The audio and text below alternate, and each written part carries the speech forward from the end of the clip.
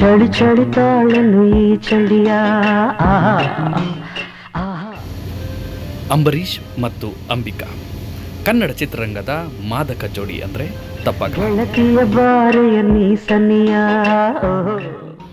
ಈ ಜೋಡಿ 10ಕ್ಕೂ ಹೆಚ್ಚು ಚಿತ್ರಗಳಲ್ಲಿ ಅಭಿನಯಿಸಿ ಕನ್ನಡಿಗರ ಮನಸೆಳೆದಿದ್ದಾರೆ. ಇದರ ಬಗ್ಗೆ ಒಂದು ಕಿರುನೋಟ ಇಲ್ಲಿದೆ ನೋಡಿ. ನನ್ನ ಕಥೆಯ ಹೇಳುವೆನು ವಿರಹದ ವ್ಯಥೆಯ.